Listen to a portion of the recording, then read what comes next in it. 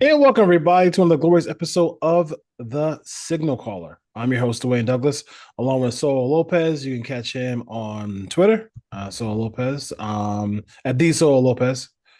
And then myself, you can catch me. I'm trying to transition, so I'm gonna keep putting it out there. It's PORSBR dot bsky dot social. So check me out on Blue Sky as I try to build a community out there.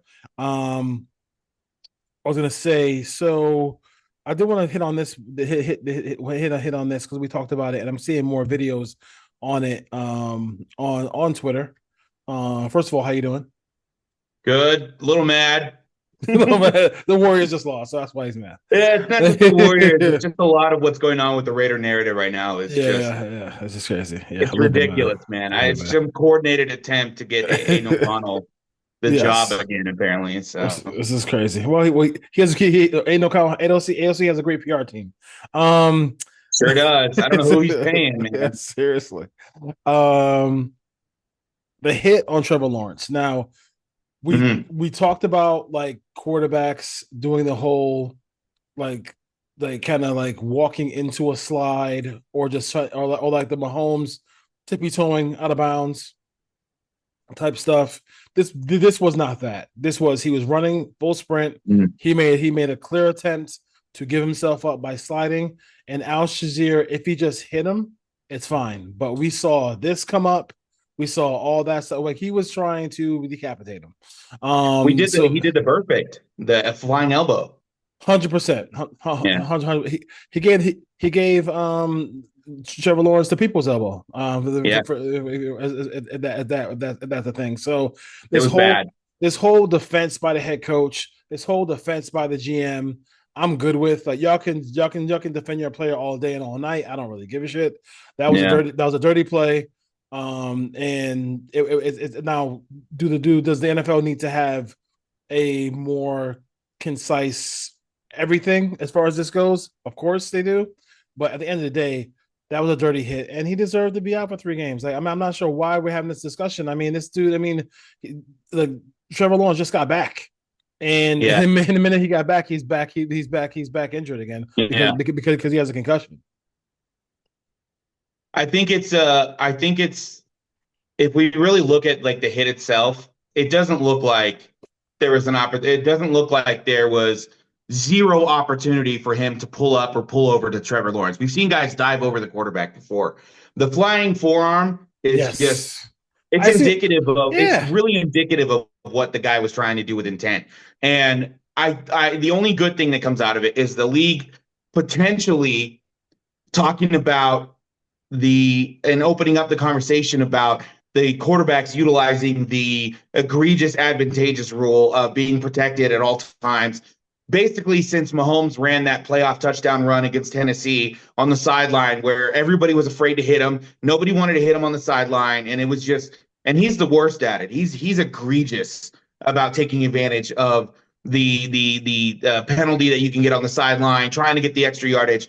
I think if a it should either be if you try to pull up and try to fake slide, it should be a penalty. They got rid of the college that in college football. Kenny yep. Pickett is a perfect example at Pittsburgh. College saw college was listen. The NCAA is ass backwards, but they saw that play one time and they were like, "Oh Yeah, hell no, quarterbacks are it not was going to fake literally slide." outlawed two Yeah. weeks after Kenny Pickett did it at Pitt. Yes. 2 weeks. It was that season. Yep. It's like the NHL. The NHL will be like, no, we're getting rid of that before playoffs. We want to see that. It's like that's what they need to do. We can't wait for a committee to talk about it. That stuff should be eliminated before the playoffs. And in my opinion, either make it a penalty for the quarterbacks to fake slide or fake out of bounds or pull up and get that extra yardage, or make it fair game to blow them up. It's got to be one or the other. Yeah. Because if you want to Exactly. play football like that and you're trying to take advantage of not getting hit because there might be penalty, I would coach all my guys to just blow them up and we'll take the Yeah. penalty because they'll stop doing it if there's a penalty involved or they get blown up one time. If that happens to Patrick Mahomes one time, well, first of all, the player who did it would be probably banned for life from the league. But if it happens to him one time, he'll stop fake sliding and he'll stop, pulling up on the sideline and whatnot. It'll just be the nature of the game. You've seen what happened. We saw what happened with the lowering the helmet penalty. That is all but out of the game Yeah. now. They legislated that out of the game, expeditiously, and it's almost, the crown of the helmet stuff, the Ryan Shazier stuff. It's almost all entirely gone from the Yeah. NFL level. So they can do it, and they can do it effectively. It's just a matter of having the conversation. So if that's the only good thing that comes out of this, I thought it was a dirty hit, a dirty play. I didn't think Trevor Lawrence was trying to fake slide. I didn't think he was No, trying to do no, anything. no, It no. looked like he was trying to give himself up. And the imaginary bubble of the quarterback being surrounding him when he goes to slide, that's what they look for. If you Yeah. invade that and he's down on the ground and you haven't Yeah. even set your launch angle up yet, Mm. I know it's really tough to pull up. And Mhm. but defensive players have been doing it. If a 300 pounder can adjust his body mid sack, then a 220 pound linebacker, can adjust his trajectory of what he's doing. And then also, like, I don't want to see these guys talk trash or say anything when if it happens to CJ Stroud. If it happened to CJ Yeah, Stroud, then yeah, make sure you just say, "Hey CJ, get up," because don't fight, don't do anything like that because yeah. y'all said this is okay. So it wasn't a dirty play. So just be careful with all that. What Well, would I you saw the say? tweet of the journalist that said if that had happened to Matt Schaub when D'Amico Ryans was playing, he would 100% go after the guy who did it. And it's like, okay, well, Yes. that's what he's essentially defending his defender right now. But at the same time, if someone did that to his guy, I think they would react appropriately. I think the Jaguars reacted appropriately, the same way that the Kiko Alonso got attacked basically after he did that to Joe Flacco in the Ravens and Dolphins game. That was just as bad. You see it all the time. So it's just the nature of the game. Yeah, and somebody will, and I hate to say it like this, but somebody will, a defender is going to say F it, and then when Mahomes tries to tiptoe and do the fake out of bounds thing, that he's just going to say, you know what, I'm just going to blow the kid Yeah, out. And if I get ejected, I get ejected. But like, you it's know what what? they should do. In Yeah, 100% honesty, it's what he they needs should do. to. He needs to when it's heading out of bounds. You need to run. If you're a quarterback, you need to Yeah. run full speed out of bounds. Full speed If out of you pull bounds. up, if you pull up on the sideline and you hesitate, there should be no penalty for unnecessary roughness. None whatsoever. If you're 100%. pulling up, you are literally taking away the protection you have as the sideline runner. It's just as simple as that Yeah. because you're attempting to skirt the rules. You're attempting to flop essentially the way they flop on a 3-point shot in basketball or any kind of contact. You're Nobody. essentially trying to flop and skirt the rules. The way it's there to protect you, not for you to be to take advantage of the situation. It's not supposed to be advantageous to you. It's supposed to be protective of you. Yeah. And if you pull up and you want to be a runner and try to get more yards to psych out the defender, you deserve to get blown up. I said this about Caleb Williams, and that everybody said that was a dirty tackle at his knees. It Don't wasn't. pull up. Yeah. Don't pull up on the Yeah. sideline. If Yeah. you're acting as a runner, you should get blown up as a runner. It's just as simple as that. And I don't know what Sol was talking about because I've never seen an NBA player ever flop on a 3-point shot. Never. It's never happened. never, Not never, one time. never happened. Never happened one time. All right, so I want to talk about this subject here because we were in Twitter Spaces on Friday night. That is why am I forgetting his name now? Royce Morgan. Royce Morgan does a great job with Prime that. time space. Prime time sport fix every Friday night on Twitter. It is, I mean, for night owls like myself and Solo, it gets you through a night. It's really good. It's fun. It's every Friday night. We talk football all night, and the halftime, into the morning. So as far as that goes, so people are talking about Thomas Brown. So Thomas Brown he's transitioned from being a part of the staff to being the offensive coordinator after Yeah. after they fired whatever his name is, Matt Eberflus or Shane Waldron. so after they fired Shane Waldron, and Mhm. then now he is the interim head coach. Yeah. So he's only 38 years old. He has a lot. We jokingly talk about Antonio Pierce's lack of experience. I will say this about him: he has a lot of experience going back to 2011 at Georgia, to Marshall, to Wisconsin, to Miami and Florida, South Carolina, the Rams, the Carolina Panthers, the He was a Bears. player also, wasn't he? He's a player in the league as also too. So like Yeah. he has had once he got out of, he's only a player from 2008 to 2010, and Yeah. he knew he wanted to coach, so he jumped right in. and Yeah. and he got in, and he's been doing it for a long time now. So, and from what we hear, from what that person said in this Twitter space, I went and started reading Chicago stuff real quick. And the players do like him a lot. He has Caleb Williams has is on, I think, one of the longest streaks by any rookie quarterback to not throw an interception. He has looked way better under him opposed to the previous OC. Yeah. But is that worthy of Thomas Brown being the next head coach of the Bears if they make a run here? I think we can make him. I think only Marv Levy has really become a really good interim coach to head coach. What are your thoughts about Thomas Brown? Like he has made some. This is good for his career, but I don't know. But I don't think it parlays him in the stratosphere where he becomes the Bears head coach. No, I mean, we would have to see. I mean, honestly, they'd have to win out, in my opinion. Like Yes. Yeah. Yeah. I mean, with this interim situation, and the Raiders are very familiar with it. With the interim situation, what we look at is, yes, does the team play better? Does the team play more constructive? Does the team play more to closer to what you envision for that team in the first place at the beginning of the year? So if the team's a disaster, if your coach gets fired, it's just as simple as that. So if the team's a disaster and an interim comes in and we see, them trying to be or playing collectively to the you would say the projection of what they looked like in the offseason or what they were supposed to be, maybe that's a conversation to be had. But at the same time, and I bring up this a lot, especially with the Raiders conversations, is it more plausible to think that Matt Eberflus hired the absolutely perfect guy to be the head coach of a situation? It's the same conversation with Josh McDaniels. Is it plausible to think that Josh McDaniels hired the exact perfect guy to run the organization and the program moving forward? Or is it more plausible to think it was probably just the bar was set so low with this first guy and that the Bears were 14-50 with Matt Eberflus, that it was just time for a change, and the breath of fresh air is enough for these guys to start playing a little bit better and be more motivated to play. On the flip side of that, you have to look at the situation as, is this guy more qualified than anybody else literally in the entirety of the NFL? All other 31 NFL teams don't have a more qualified guy in this situation. When this guy really wasn't even the play caller in this scenario, he was the secondary play caller. He was the guy who after the first guy got fired in that situation. So that's my problem with the interim stuff, is that I think that in a manner like this, there has to be some latitude for a conversation to be like, thank you for what you've done, and maybe we'll give you an interview. But there's 31 other teams in the NFL, and the head coach is the most exclusive job, one of the most exclusive jobs in the entirety of sports.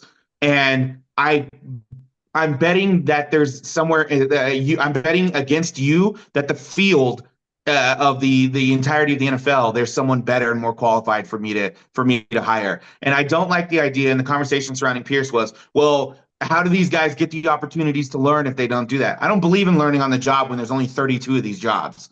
There's only 32 of them. I don't believe in a guy just being like, I'll get all my experience while I'm the head coach. The Raiders are 2-10 right now, and it's not just because they have a lack of talent or injuries. The Bears, they're 4-9, or no, they're what, 6-7 right now, I think. I don't know what their record is. The Bears, but yeah, do they have 5 wins? I think they're stuck on 4 wins. I'm not sure. Let me double 4 check. wins. Okay, so if they're 4 wins and they're like 4-8 right now.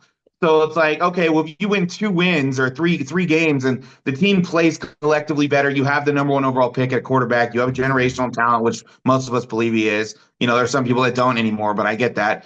But like, you have enough ability on that team with the offense and defense to be able to string a couple wins together. Now, is that because of the interim coach, or is that because that the bar has been lifted finally? They're out of prison, if you will. The team is finally out of prison of a terrible head coach, a terrible culture, and a terrible setup from start to finish with Matt Eberflus.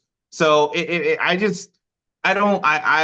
always am going to err on the side that there's a better coach, a more qualified coach to hire versus a guy that comes off a bad staff who was hired by a really bad coach. I'm just always going to err on that side. I just think that you cannot believe you're going to get Marv Levy. You have to believe that there's someone better. I would say too is like now if they come in, the Bears come in and the name where everybody's floating right now, and Chicago, the Chicago area is very close to South Bend. If they go out there and hire Marcus Freeman, I might have some pause and be like, yo, you know what? If you're gonna hire Marcus Freeman and he was in your, then you might as well just really give Thomas Brown a chance if you're gonna do that. Yeah. In my opinion, you know what I mean. Yeah. So, but I know when I think Jonathan Jones and Peter Schrager float names out, and they float out Marcus Freeman, that means NFL teams are really after him. Yeah. And that means he's going to get interviews. He's going to be out there, out and about, and he could be one of those guys who just say, "Hey, I'm going to just flirt with it and maybe get more money from Notre Dame," or he might Yeah. say, "You know what? I don't want to do like tomorrow is this week is National Signing Day. I don't want to do National Signing Day when I'm trying to prepare for a playoff game, and then after Yeah. that deal with the portal, and after that deal with the spring game, and after that the second portal, like you know what I mean, before the season. I mean, like, it's a nonstop 24-hour Yeah. job where the NFL has a schedule. They have a schedule that you can actually there's a little sliver in the summertime where you actually do get a break and recharge the batteries before the season starts. So Yeah. it's something to think about as far as It's that less of a goes. grind than college football. Less of a grind, no question about it.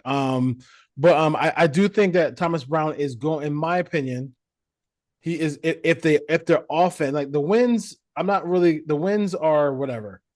If the offense continues to show out and play well, I was gonna give them some sugar honey iced tea about the way they played in the first half against the Lions, but then I realized that the Lions are only giving up 16 points a game, Yeah. which is like I mean Yeah. it's like really crazy when you think about it. I'm like Jesus Lord. The Lions are elite on both sides of the Yeah, football. so like Yeah. to me in my head I'm like, okay, so now I give the Bears and Thomas and Caleb Williams and Thomas Brown credit, because I'm like, damn, like for them to do that in a half, they must score. I mean, they must score 30 and a half Yeah. against them. So I'll give them a lot of credit for that. And I think like I said, they're going in the right direction. He coached under McVay and and some really talented coaches. Like he's really been around some really talented coaches, and I think he's going in the right direction. He's only 33. He's only 38 years old. I could not. Unfortunately for him, like I can't do that right now because Yeah. you're the Bears. Like, you know what I'm saying? Like the Bears are like, and you have all this talent on this team. They're pretty good. I mean, they have talent on defense. They can run the football. They got receivers. They got everything you can want. They got a tight end who I don't know. He needs to get something going with that as well. And you have Caleb Williams. So you have to be able to do that. You have to you kind of have to go outside the organization. Now, another thing we heard is that they want to do a CEO type Dan Campbell. Everybody wants to Dan Campbell. Dan The Campbell. next Dan See, Campbell. that's Dan Campbell, right? So The that's where next one. Like, where's he at? Where's he gonna be at? yeah. So to me, like if you're thinking about that, then I would say maybe you go to Vrabel for that, whatever. But you can you get defense you want, and then he was also good with quarterbacks as well because Tannehill actually played pretty well for him and brought him Yeah. to an NFC Championship game. So as far as that goes, but we do like the progress. We say not yet on the head coach, but we do like the progress that he's taking with Caleb Williams so far. The other good situation is if they do decide to come in and just change everything out and, they fire whoever they're going to fire on the staff, everybody's gone. The good news is if he makes a good showing of himself, I can almost promise you he'll get an OC job play calling somewhere. I mean, you never know. It could even be with the Raiders next year. You never know if they're looking for a new coach. They're certainly going to be looking for a new offensive coordinator, so I would say in that situation, like if you present yourself by being able to put Caleb Williams in the best position in these last 6 games to Yes. succeed, and you make him look good, you make him you call the right plays for him, you adapt your play calling to his strengths and the offensive strengths. I mean, and we've already seen a little bit of the change with that as well. We've already seen him hold on to the ball a little bit less. We've already seen him try to utilize and target his tight end a little bit more in a safety blanket and getting him out of the pocket a little bit more. So I think you've seen that a little bit. And if over the course of the next 6 games, if that's the case that happens, he'll make a good showing for himself. He'll likely be an OC next year. So, I mean, you see it a lot. You see interim coaches elevate their status within an organization, because at the very least, you were the guy that needed to step up and hold the reins of a disaster. And 9 times out of 10, the interim coach does a pretty good job at least keeping them together for the most part. The Saints guy won 2 games, his first 2 games as the coach there, and so he's probably going to have a 500 record with that team, as the interim coach. So it's like, at the very least, you can present yourself to the case and stay in the league, or take a high priority job in college if that's the case, if you make a good showing. So everybody's always looking for an offensive play caller. Everybody in the NFL, everybody in the NFL is always looking for that type of that next guy. So I think that's the good news if he doesn't get the job. And if he proves himself to be quality at this, you never know what can happen next. Yeah, and also for him too is that I can see the Bears, having a situation where like whoever's going to be the head coach, they kind of put it out there that they're seriously considering keeping him, just to help him out to get a job or being an OC somewhere else. Like, you know what I mean? Because it's just like, it's one of the things where like they kind of can't keep him, because even if you hired a CEO coach and you kept him, it's like, damn, like if we keep him and the thing blows up next year, we got to hire another. It'll be the third voice in Caleb Williams' ear. Like, you know what I'm saying? And you can't keep doing that. So you got to come in. You got to come in clean. These guys are so delicate. These situations are so delicate and they're so fragile. You have to just, like, I just don't understand the lame duck coach here with the quarter number one overall pick. I just don't get it, man. You can't do it. I just don't understand it. Yeah. Like these are the things. Those are the decisions that bad organizations make. Mm-hmm. It's just constantly. It's the constant struggle every single year for these organizations to make just the basic football decision. And the basic football decision was to fire Matt Eberflus at the beginning of the year. Yep. Or when you got the number one overall pick secured, and find your next guy. Yep, it's just as simple as that. It cannot be less complicated. And it's like, we look at our own organization.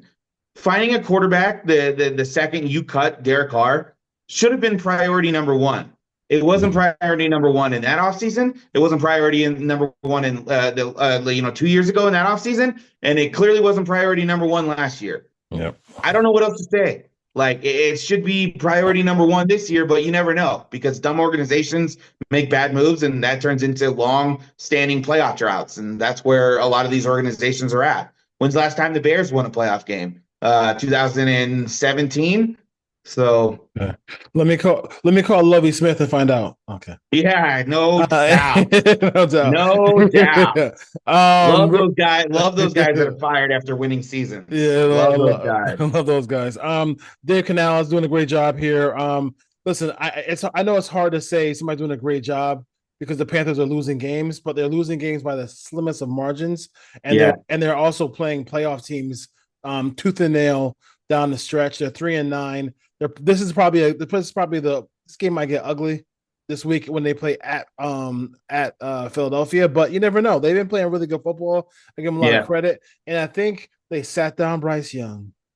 We talked about it. Hey, sit him down. Everybody was like, "Oh, they must be in the quarterback market." I was like, sometimes listen. I remember a time where Troy Aikman was struggling, and Steve Walsh came in and played, and there were people were like, "Oh, Steve Walsh is going to take over for." No, Aikman at that time just needed to sit down, see it from a different view. He came back, and the rest is history. Now the same thing with Bryce Young. He's looking very good, and Adam Thielen's back. That he's throwing, and like, this is what I talk about. Like, weapons. Everybody says a quarterback needs weapons. Really good quarterbacks elevate who they have, and then they'll take off when they get weapons, right? What's the great line that you say? That great weapons will do what? Yeah, well, it wasn't mine. It wasn't mine. But I heard somebody say that weapons exposes who a quarterback really is. Yeah, right. So if he's a star, he's a star. If he's not a star, then if he's a star, then he'll shine. He'll be Josh Allen. If he's not a star, then he'll be He'll just be Derek Derek Carr. Carr. He'll be Derek Carr. Sorry, we already had Derek Carr. Yeah. So sorry, Carr I fans. said earlier, it's almost like we're bullying him now. I feel bad, almost. I kind of almost don't ask don't ask a preacher why he have a nice car. But I was but Bryce is playing well. I think the biggest thing that I love about him is that he's climbing in the pocket, throwing the ball down the field. He is showing his elusive ability to get away Yeah. from the pass rush because it's not like he plays it ain't like he plays against or plays with a great defensive offensive line. So, what are your thoughts about the progress we've seen from Bryce Young? So I think the number one thing when I watch some of the Carolina game is that he is super confident. He Yeah, is way more confident than we've seen him in years past. Like, or I mean, in games past. So at the beginning of the year, he needed to sit down 100%. You cannot play a guy that's playing that poorly. yeah, Not making reads. He's not stepping into throws. He's not making any of the quality throws that he ever made in college. He just took a massive step back, and who knows what happened, why. Sitting him down was the right move. Putting him behind Andy Dalton, who is one of the better backups that we have in the NFL.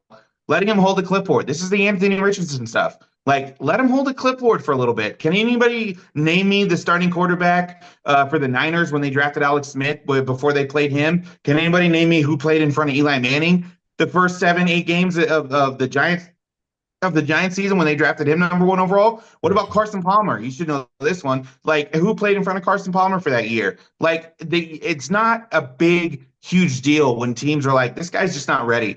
They're not giving up on him. Giving up on a rookie wage scale quarterback that you've done is that's organizational malpractice.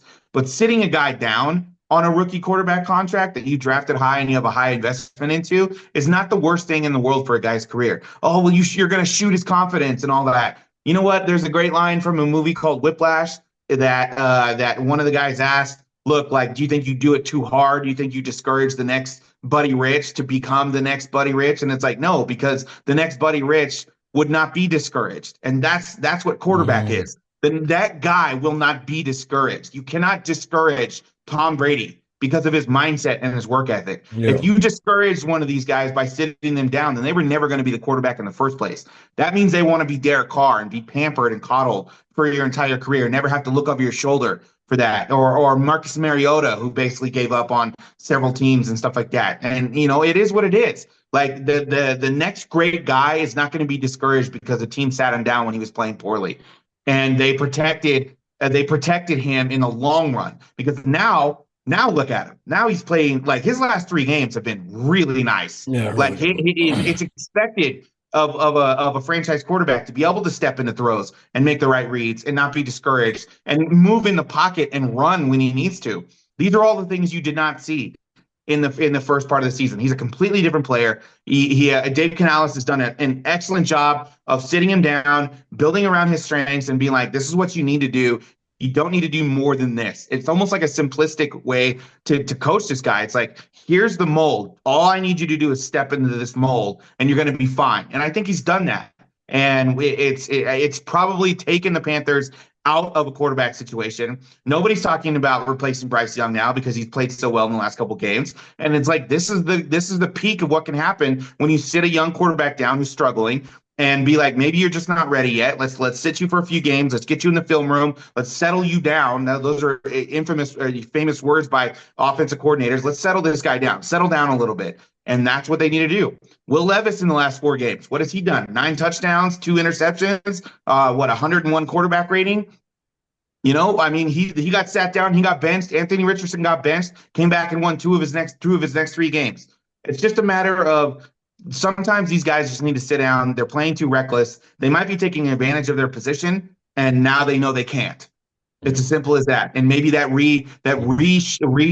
centers their mindset to be able to be a good football player like they're capable of being. And so now we're at a situation where the Panthers are playing good. They're going to steal a win from somebody. They're just absolutely going to steal a win from somebody. They're going to mess up somebody's seating over the next 5, 6 games. They just are. Whether that's Philadelphia, whether if that's, whatever their games are coming up on the schedule, they're going to steal something from somebody and cost somebody something. Probably in their own division, if I'm being real. Like, they might beat Atlanta if they have Atlanta left on the schedule or someone like that. It costs a division for a team. They're just going to beat one of these teams. And it's because that they finally settled down their quarterback. They have a good coach who knows what he's doing.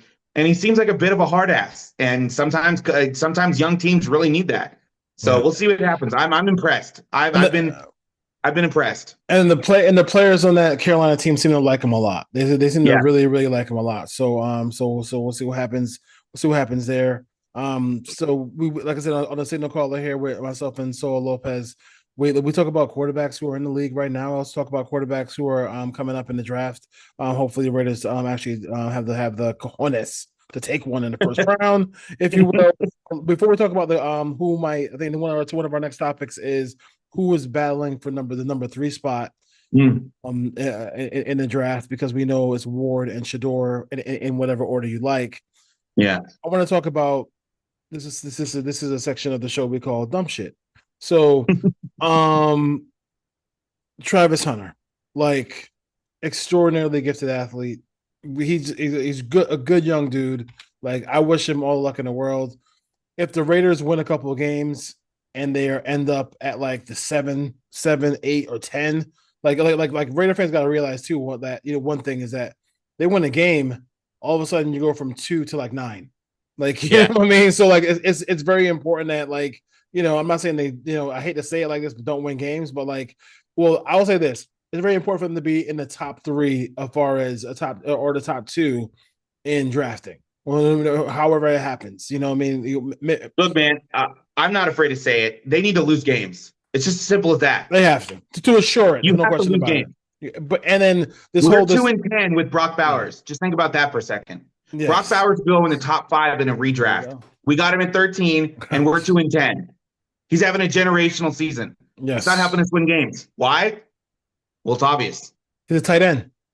Yeah. He's a tight end. And then you also look at, the other guys who are up for the rookie of the year, Jaden Daniels. Yeah. Bo Nix. Like, I heard he had no arm, but can we ask Marvin Mims if he has an arm? Because he hit that was one of the nicest throws I've ever seen. It was. A 93-yard touchdown pass for a 93-yard touchdown, and they're 8-5 going into their bye week, ready to. What was it? 40 yards in the air, 35, 40 yards in the air. 40 yards in the air. And listen, it's where it has to be. Like, yeah, for Raider Nation, the best quarterback we've ever seen play, if you're old enough, was Rich Gannon, and Rich Gannon put the ball where it had it to be. Like it wasn't about like he's not going to drop. He's not going to. He very seldom ever went over the top, but over the top for a bomb. But he put the ball where it needed to be, in stride. Where people like Charlie Garner and Tim Brown and Jerry Porter and Jerry Rice, Doug Jolly, or whoever it was. Right, the ball was where it needs. Sometimes there's some guys who like the ball. He puts the ball where it needs to be. They move the platform all the time for him, so he's never in the pocket. Bo Nix. Yeah, so and then people like, and I just finished recording a show with Ryan to put on Raiders podcast. He was saying one thing that has to stop with the Raider fans is like, oh, but he wouldn't have did that with the Raiders, bro. How you know? Like that's your attitude. Oh, he would have did that with the Raiders. I'm like, how do you know Bo Nix would have done that with the Raiders? Bo Nix quite possibly could have saved AP's job. You don't know that. You don't know, and then you leave Denver scrambling, playing whoever at quarterback, because they don't have one. Here's a scenario for you. Last year, all we were told was there's not a good quarterback after the first 3, right? That's all we heard. Lies. Now suddenly, well, Bo Nix is good, but he's playing within a system. Denver's way better. The Denver's way better than the Raiders. Wait a minute, where was that talk 4 months ago? Where was that Bo Nix is going to be awful? Where's Vic Tafur saying that the Broncos were stupid for taking him at 12? That they were who was going to reach for Bo Nix in the draft? Doesn't look like they reached for him. It looks like they got him with value, because if there was a redraft, he'd probably go a little bit higher than 12, and they'd probably have to trade up for him. Like, he has the ability, and he's shown that he has the ability to be successful in the league, whether he's in this system or half dozen other systems, whatever you want to put him in. Do you think that he wouldn't succeed with Kyle Shanahan or Sean McVay or Andy Reid? I have a hard time believing he would just shit the bed with any one of those guys, and maybe Sean Payton was the perfect guy for him. It's like now we're hearing the same thing. Well, this draft class is not that good, so maybe we should stick with AOC and draft Travis Hunter. Well, what happened to last year? Like last year, there was no good quarterbacks after Drake May and Jaden Daniel. Like after those two guys, there was no good quarterbacks, right? If Penix starts this year because Kirk Cousins played really poorly and they sit him down, or if he plays next year and he's actually really good, then we're going to be looking at a situation where the minimum 5 guys were good from that draft. And there's no excuse not to come away with a guy. I still maintain that. There is literally no excuse not to come out with a quarterback from last year's draft. None. You cannot justify it by saying we waited at 13 and we didn't get our guy. That is inexcusable. It is malpractice in that situation for this. So now you can't just tell me, well, we don't want to reach on Shadur or Cam Ward and overdraft a quarterback. It's like, this is the position you put yourself in.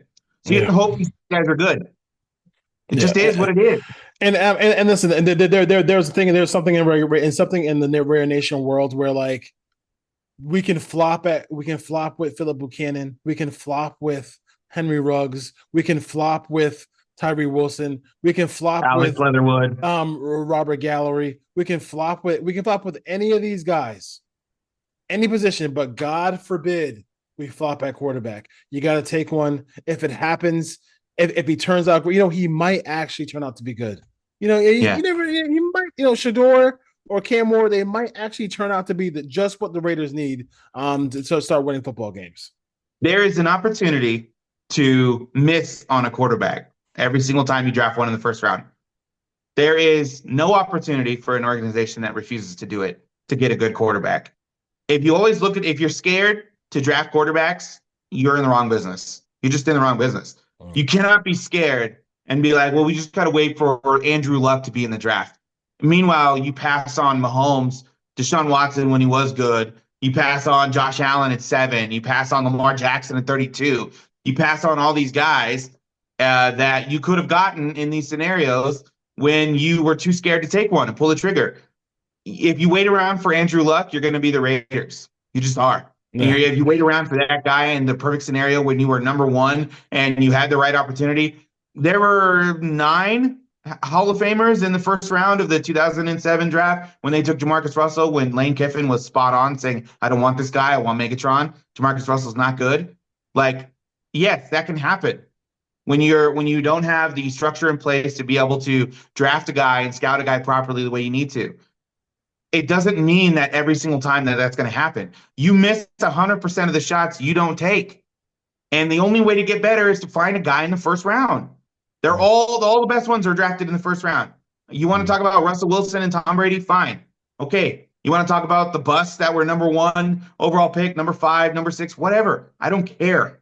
At this point, you cannot afford not to take a quarterback in the first round. You cannot afford to just wait around, sit on your hands, and waste more Brock Bowers before we have to make him the highest paid tight end in football, in the history of football. Exactly.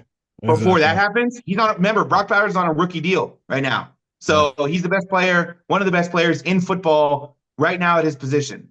So take advantage of it and get him a quarterback. Yeah, get him a quarterback. You have Myers under contract for a year. You have 2 really good tight ends. And hopefully Tucker can continue to become a deep threat for your team. At the very least, he's going to pull coverage because he's fast. And then you got a bunch of money. You call T. Higgins and say, "Listen, what's the number? Here's the pen. What's the number? T. I'm gonna give you the pen. Why don't you write in the number and let us know, and we'll let you know, and we'll sign. And we'll take number 5 away from Divine Diablo. It'll just happen. You can be number 5 here. So what do you want? We might have Divine Diablo playing somewhere else. For a second. Yeah. So number 3 quarterbacks. We got Drew Allar, Carson Beck, and then Nussmeier. So I want to talk about Drew Allar first. If you do, I'm gonna say this, like, Raider fans, go out there, watch this game, okay? Go out there and watch, because go out there and watch this game. Penn State is gonna play Oregon this week. If you haven't seen Drew Allar, go out and see him and have an educated view of what you think he's gonna be. As far as that goes, he has improved his ability to move. He has a huge arm. I don't know if they can. I don't know if Penn State is talented enough to beat Oregon, but James Franklin is weird. Yeah. Like he And went, for those who don't know, Oregon is the best team in the country right yeah, now. but They're number one. they're undefeated. So They're the only undefeated team in college football. in college football, and I think it's a big opportunity. And I kind of feel like if I'm Oregon, like it's almost like that Patriot thing. Don't you want to? I mean, do you want to lose a game before the You playoff don't need to win it. starts? I You're going to make mean, the playoffs yeah, anyway. So you exactly. drop Like, from a 1 seed to a 4 seed. It's not a huge deal. yeah, yeah. So Because that's then you something. play Ohio State, if you stay Yeah, at the 1. that's where the conference championship game really has an issue. Like, you know what I'm saying? It has an issue. So like, um, that's that's the biggest issue that they have that you're gonna have. Because am I going to risk Dylan Gabriel getting hurt? Am I going to risk so and so getting hurt? Like if the game Yeah. gets if Penn State gets you know gets up 17-0, I'm like, am I gonna? I mean, just gonna. I mean you can do the Rich Gannon conversation. You can't play football scared. You just play it. I understand that part of it, but like there is a entire entity of games after that. So we'll see what happens if Oregon plays that game. But This has always been the problem with conference championships, by the way. Alabama, how many yeah, how many times did Alabama sneak into a game they didn't belong in because they didn't win their championship? And the team that lost that championship was punished for it. yes, and like I mean, I don't think Oregon. I think Oregon will remain the top seed. Yeah. They went undefeated through. They went undefeated through a Big Ten schedule. So the Big Ten and SEC are the two best conferences. So I don't see that, but I do have the, I don't think John. I think Landing is here. Dan Landing is trying to go undefeated. Period, and Yeah. win every game. But I would say like that is something that thought would cross my mind. If you're a human being and like, yo, dude, do we Yeah. really? Like somebody in that coaching room is like, Coach, do we really need to win this game? Like, we're Yeah. not, the other games are more important, but Who's we'll our see. next guy at quarterback? Why don't we want to get him a good look? Yeah, seriously, seriously. But like, but go ahead and watch Drew Allar Yeah. in this game, and also if you want to go back and look at the highlights of the Drew Allar game against SC, also watch the Bowling Green game because he didn't play well in that game too. So give yourself some context there as well. Nussmeyer, the whole lot of stuff is going on at LSU, so we'll see what happens with him. I think like I said, I like him, gunslinger. Can really throw the rock. The biggest guy, the Not biggest, afraid. not Fearless afraid, quarterback. not Fearless. afraid. So the Mhm. last four We talk games, about that a lot. We talk about yeah, fearlessness throwing the ball. We love yeah, it. we love that. The last four games that Carson Beck has played, he's played extremely well.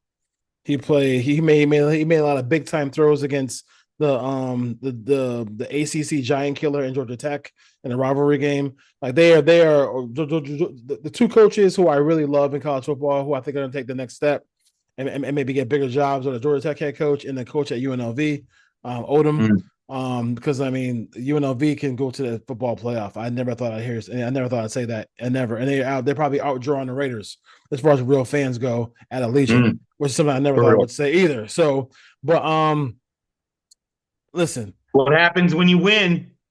yes, the thing that is concerning me is off the field stuff, and there is a certain like the app. We're all familiar with the app Snapchat, right? You know, so we all know how it works. We know it's basically for college kids and high school kids to be sneaky. We know what it is, but when you write things on Snapchat and you send it to people, like yes, they can't screenshot it, but they can take another phone and take a picture of it. It's just, and they get posted. So Yeah. they do have him saying that can you run me over with your car, please? Because so I don't have to play football anymore. Now, in context, that could just be he could be burnt out. It could have been, who knows.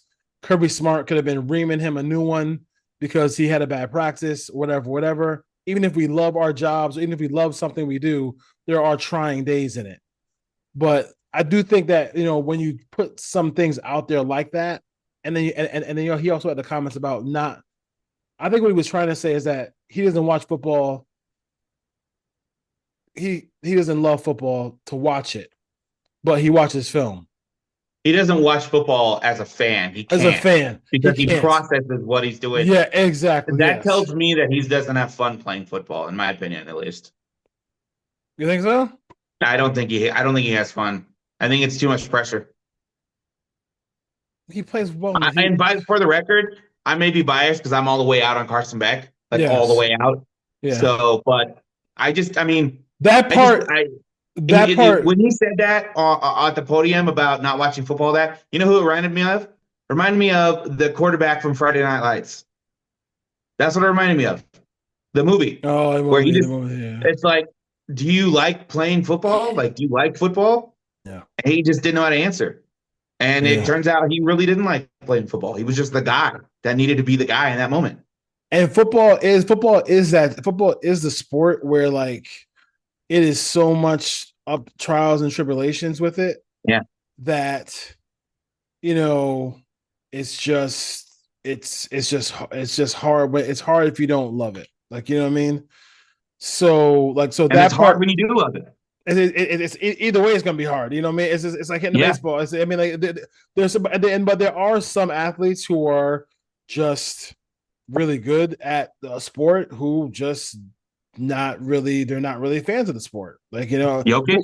Yeah. Jokic, anyone? Jokic, anyone? I mean, who's that third baseman from the Angels who got that Oh, huge that's contract? Anthony Herndon Yeah, like he didn't. He basically hates baseball, but or he Anthony Hendon, or I no think his name is. Yeah. Rendon. Rendon. Yeah, Yeah, Rendon. That's what Rendon. it Yeah. is.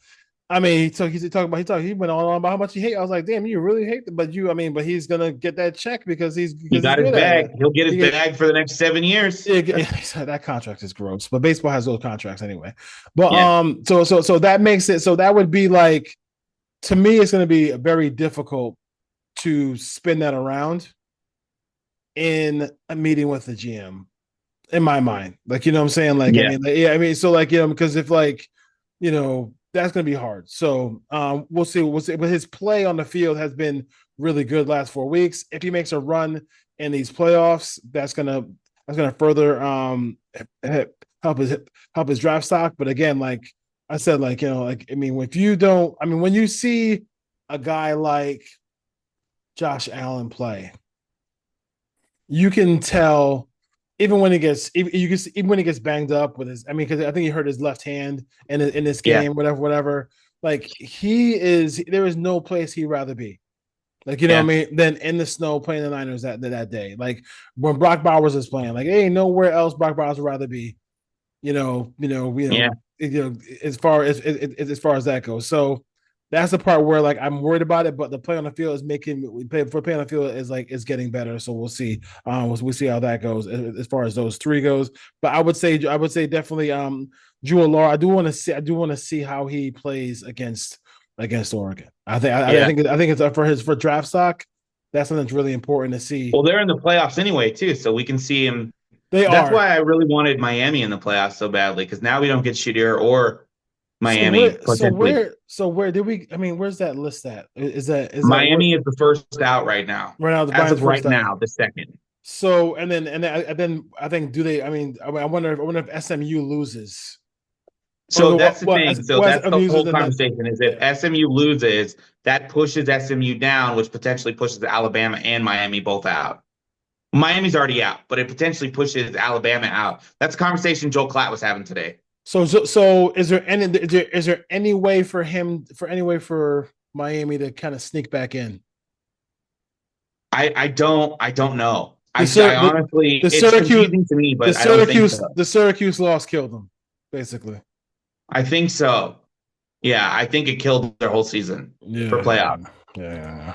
I mean, which is not good considering we won't get either of the top two prospects in the college football so playoff. I forgot the lady's name, but the lady who was on ESPN who always trying to pump up the SEC and trying to get 10 SEC teams in this tournament talked about how the tournament likes um they like stars, and they appreciate what Cam Ward did this year. So like if they have I think if they have a way of kind of sneaking him in here, they will try to do it. But Alabama is definitely going to be in this game. But right now we have Oregon. The first four is right now, if it happened today, would be Oregon, Texas, SMU, and then Boise State as the first four. And then you'd have first round games, which, let's be honest, like the first round games in these venues is going to be freaking amazing. This is Yeah. where college football really got it right here.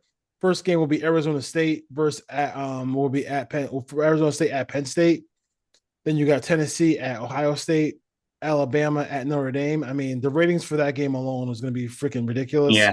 And then you got Indiana at Georgia. So, you know, and then you also have some like warm weather teams going to venues that could look like Christmas time on the East Yeah. Coast. So we'll see how that goes. And I know that Lane Kiffin's making a big petition to do whatever he can to get into this playoff. I wish they have one of the most talented rosters in college football. I really wish they didn't lose the game to Kentucky, because I think the game against Kentucky is what's really keeping them out of this whole situation. Yeah, they don't get the benefit of the doubt that Alabama gets for losing to Vanderbilt. Just is what it is. It is what it is. Unfortunately, it just is what it is. It is what it is. But you got to win those. Got to win those.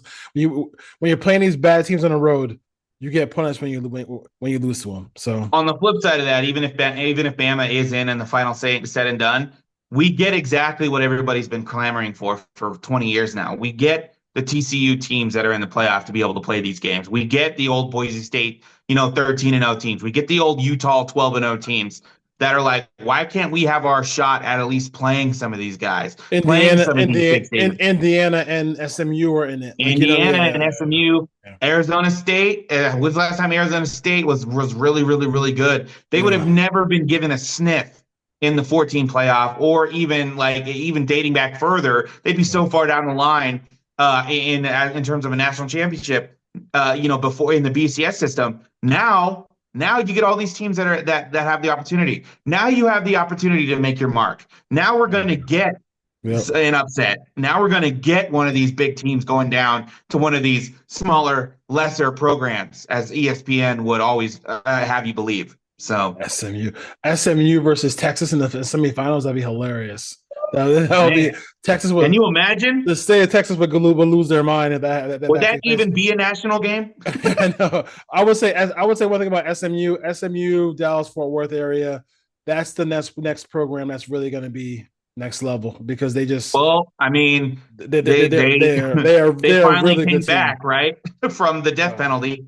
Took him a minute. But that was 40 years. That was. But you and I always talk about sports documentaries. The one on SMU is pretty.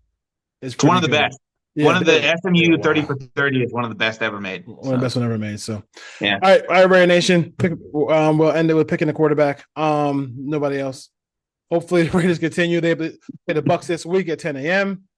So I would expect them. I would expect the same result. The Bucs are trying to do what they did last year. Start off slow, make the playoffs. They don't have Godwin back yet, but they do have Mike Evans back, and you saw his impact against the Panthers. He's a phenomenal he's on his way to Hall of Fame. He's just a great receiver. There and that the little engine that could. Baker Mayfield will always make something happen for his team. Even when he makes mistakes, it doesn't matter. Love the guy. He finds a way. Love Baker Mayfield. All right, Solo. You have a great night. Take care. And Raider Nation, see you next time. Peace. Go Raiders. Go Raiders.